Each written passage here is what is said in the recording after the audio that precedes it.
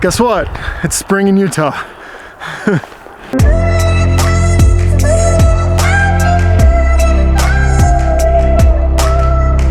Nothing provides like safety and shelter and comfort like a good fire. Unfortunately, when you need it, it's usually like the hardest time to make it. So we're gonna show you today how to use the stuff in the 72, how to find a really good spot to do this, and how to set up a fire really quick, even in a place like Utah where it could snow at any minute, like today. Here, come. Okay guys, so this is a really great example of a good place to hide out.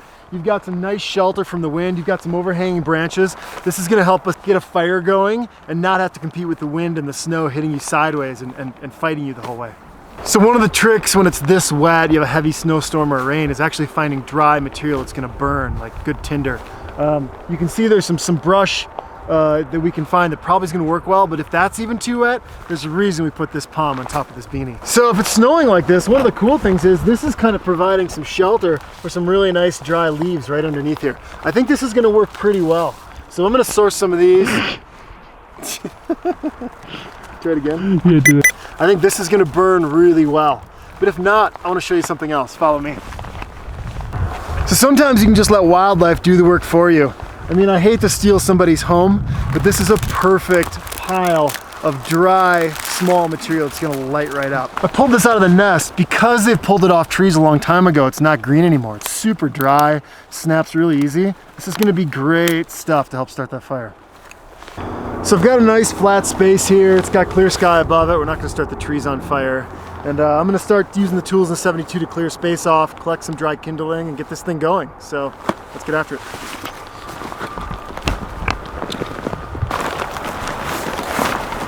First thing I'm gonna do is grab this shovel in here.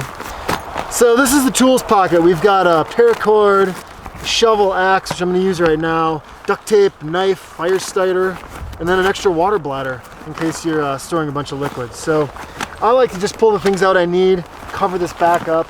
You know, the 72 is waterproof, so setting it here keeps it dry on the bottom, and this is gonna keep it dry on top. So the first thing I'm gonna do is get out our little shovel here.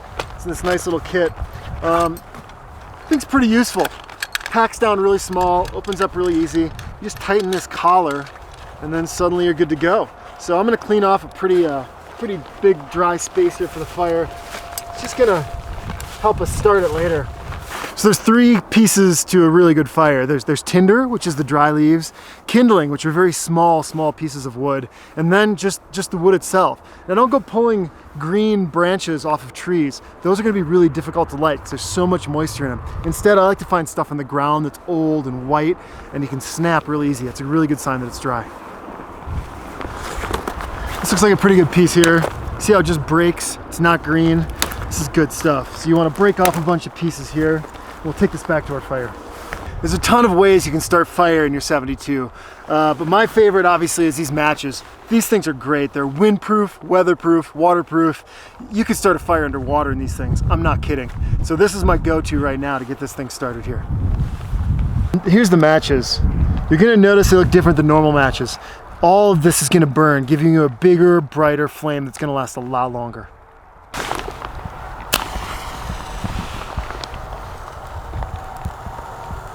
Last thing a fire needs is oxygen. Just light blowing on this is gonna bring fresh oxygen in, move the carbon dioxide out of the way, and you've got yourself a fire.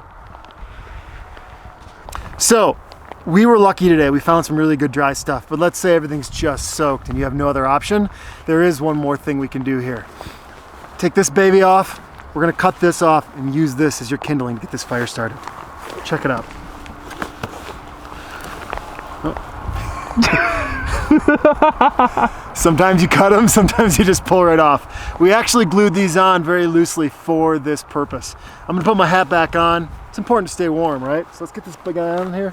I'm gonna put this down under here, give it a nice little home, make sure it's protected. Grab my matches. Away we go.